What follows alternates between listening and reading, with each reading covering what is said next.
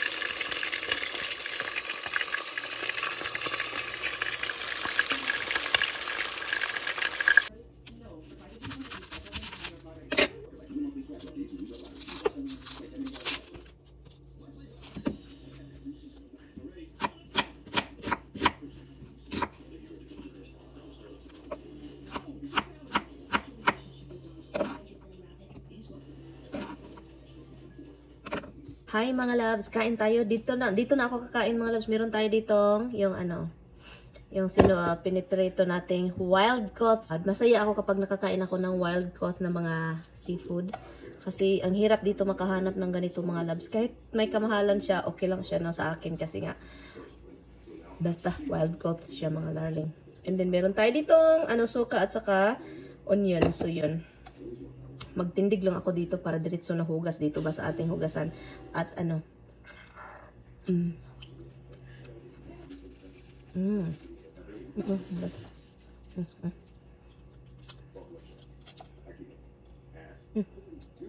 suka.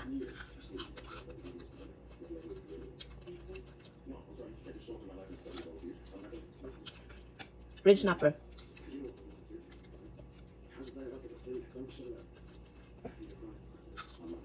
Suka with white onion. Dito na tayo diretso na hugas.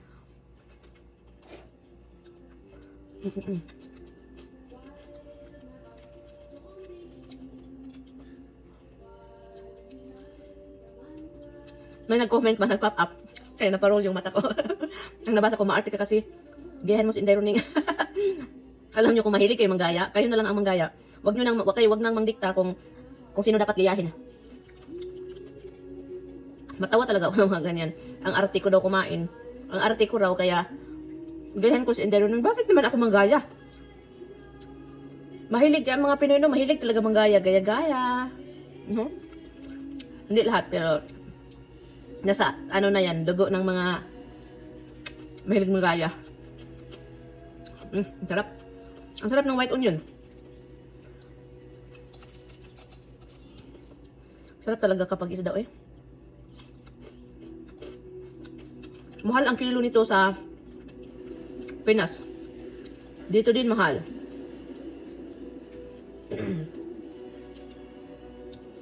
Nanonood ako dito ng movie, no? Pero hindi ko alam yung title. Sci-fi. Ang sarap.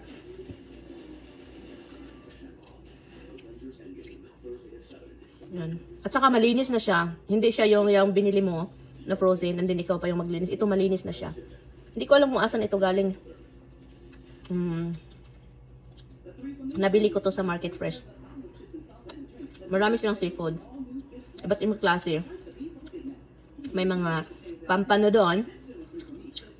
Kaso, may mga pampano na wild caught. May mga pampano na hindi wild caught. May butterfish doon.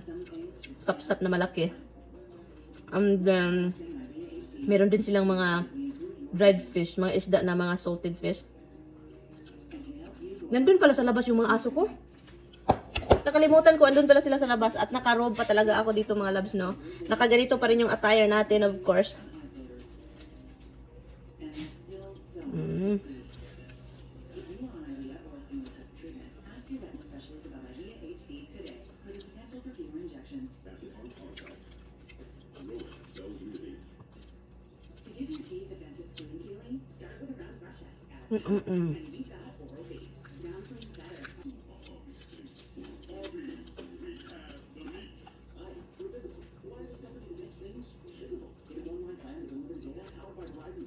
Dami din siyang ano, mga daming bukog. Sabi ko sa sarili ko, magpreto ng isda kasi na ano ako, naburyo ako sa karne.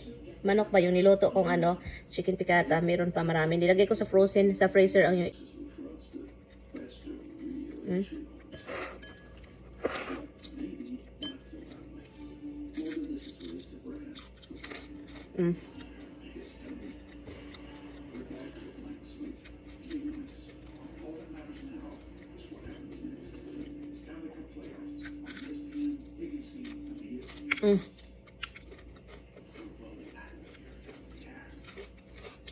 sobrang crunchy.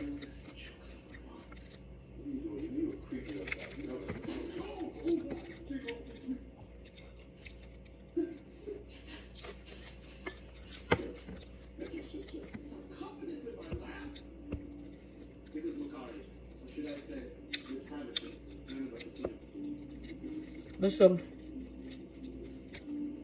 Konti na lang. Tapos din ito.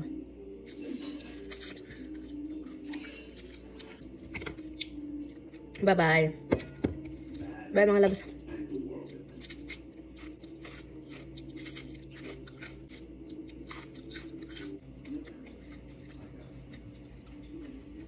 I'm not losing my marbles. Yeah, okay.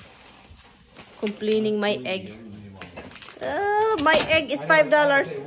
So, yun, pagbangon ko mga labs, ang aga ni Mr. Hindi pa nga niya pinakain yung mga alaga naming aso. Ito na naman siya. Pinakain niya ng kanyang cold cuts, no? So, kaya paminsan itong mga alaga talaga namin, hindi kumakain ng kanilang pagkain kasi si Tami kailangang lagyan or bigyan ng treats, no?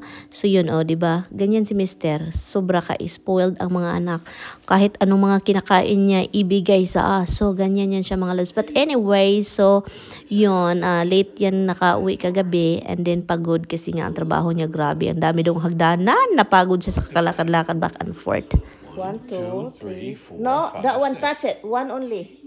That is one, the middle. Nothing is in between.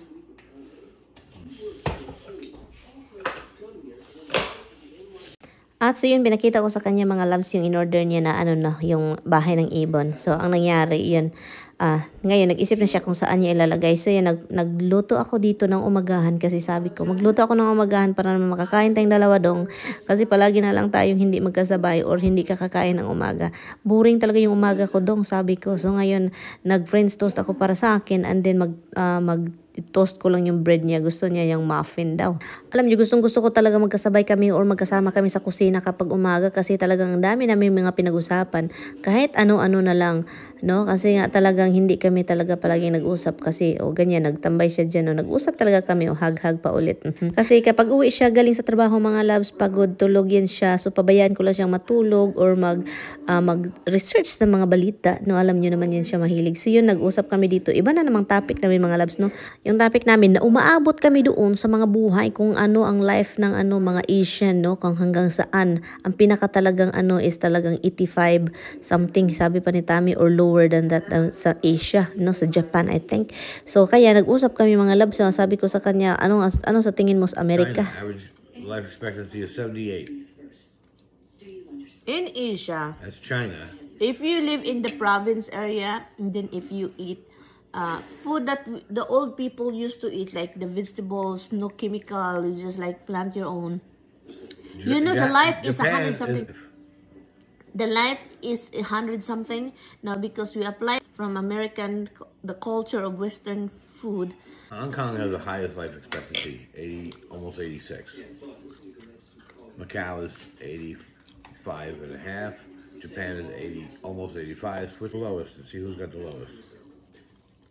They're not accurate, honey. Nigeria is only 53. The 64. Afghanistan is 64 and a half. And I was laughing. They interviewed one woman, and she was like, "I smoke my cigars. I drink my coffee." And you know what? Some people said the older one, no husband, no There you go. and no less stress. It's just, some of them are women. They said less stress, no sex, no partner. The main source of the sickness here is the food. Oh, let me argue that. The lifestyle, oh my goodness. Yung kapatid ni asawa ko, grabe, walang tubig mga labs, umagang umaga. Soda. Yung mga lifestyle. I don't see the US on here. At so yun, dahil Mother's Day pala mga loves, grabe ako no, pinasuya namin si Roxy kasi nakatingin lang siya, gusto namin, sabi pa ni Tami, halikan mo yung mami mo.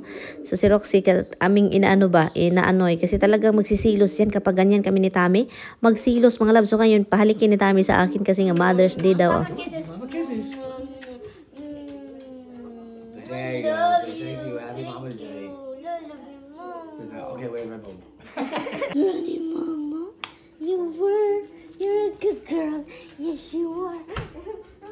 Don't you forget it. At dahil nga plano naming mag-grocery, no? Kasi si Tami hindi talaga yan mabubuhay pag walang grocery mga labs. So ito na yun, nagkilay si Indemirian. Sabi ko magkilay nga tayo paminsan. At saka maglagay tayo ng foundation, no? Kasi talaga yung mga makeup ko, kasi mahilig ako noon magtalagang makeup mga labs. At saka tutorial. So kaya ngayon ang nangyari, yung mga makeup ko, masisira na lang, hindi ko magagamit. Sabi ko sarili ko, gamitin natin ito kasi hindi kaya ito, mura yung mga makeup mga bili mga labs. Kasi talagang kung iipunin mo ito lahat, sobrang mahal. At ito namang si Inday Mirian, ay doy nako, na miss ko talagang mag-makeup mga loves, pero paminsan alam nyo, it takes time. So kaya magsayang ako ng oras kaysa maglinis ako doon sa labas o sa bahay, no. Andito naman mga loves kasi nga mayroon akong nakitang sing-sing dito na kailangan linisin. So kaya sabi ko gamitin nga natin itong bigay ni Mr. na cleaner, oy. Basta yun, gamitin natin, kahit pwede namang i-brush yung ating jewelry, oy, pero yun gamitin natin kasi binili niya ito, so para naman makita niya ginagamit natin. And then pagkatapos ng lahat mga loves, alam nyo si Inday Mirian nagutom. May nagsasabi sa akin itong si Mirian palagi na lang gutom, kakain na naman, ang pagkain ang palaging iniisip. Totoo po yan, kapag magutom talaga ako or kaunting gutom, pagkain talaga, oy, alangan naman kung anong mga iniisip ko, di pagkain. Kayo, sana hindi kayo nagutom sa buong buhay nyo. Kapag nasa bahay talaga si Tami, kailangan mong ipag-pray na hindi magbago yung isip niya na magpunta sa tindahan, pero talagang most of the time talaga ang maisip talaga niya is grocery store, no. So kaya si Inday Mirian sasama kapag feeling talagang sasama, no. Tara, samahan nyo kami. Tagnain na naman ito yung mga loves. We go this way, love, this way, because I feel like that over here is boring. Tagnain ninyo kung saan kami magpunta. Sa Walmart mga loves, kasi andun yung salad na gusto ni Mr. Ruth, no? And gusto ko din yung salad na yan. Can we buy just a regular lettuce and buy some cheese, grated cheese, and that dressing that go with it? What kind of dressing is that? Caesar dressing. Okay. Maybe we should just do that. Oy, we can save and we can have a fresh one. I don't know what kind of grated cheese is that. Parmesan.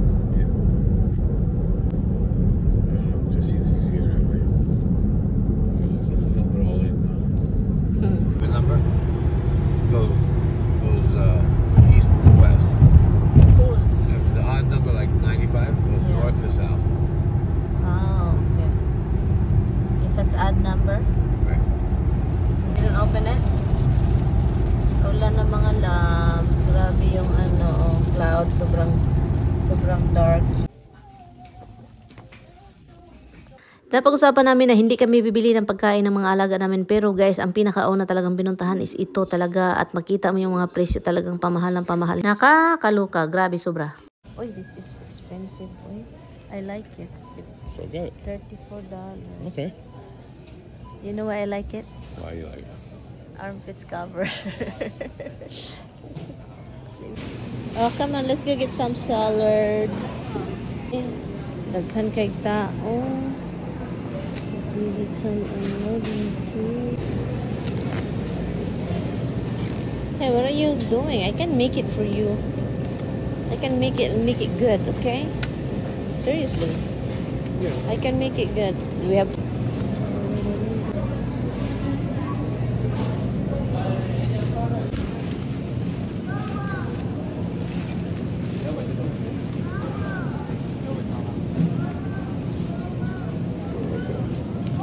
Pineapple palang gipangitan in Tamarian.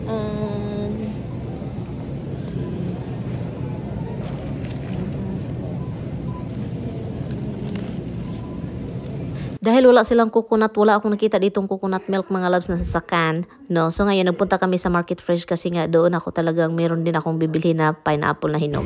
At ito na kasi hindi hinog yung sa Walmart, so kaya dito tayo. He's looking at somebody walking down. I mean, what the hell? Nagyaw-yaw na si Tami, so kaya yun ang yung yaw-yaw sa ko, no? Complaining my egg. My egg is $5. You relook. Sarap talagang awayan itong si Mister. Kapag meron talaga akong menstruation mga loves, ang sarap-sarap awayan itong Mister ko. Ewan ko, hindi ko makontrol ang sarili ko eh. Kanina ko pa to siya inaano yung mga loves kasi talagang hindi ko mapigilan sarili ko eh. Habs, look, bag. You get some treats. The ones you want to do, what can I say? That's for you, little man. I'm going to Petco to get yours. Yes, I'll give you. Oh, excited, baby. Oh, you want some? Do you want some? Hold on, ha? Ooh. Come on. What, honey? Yeah, but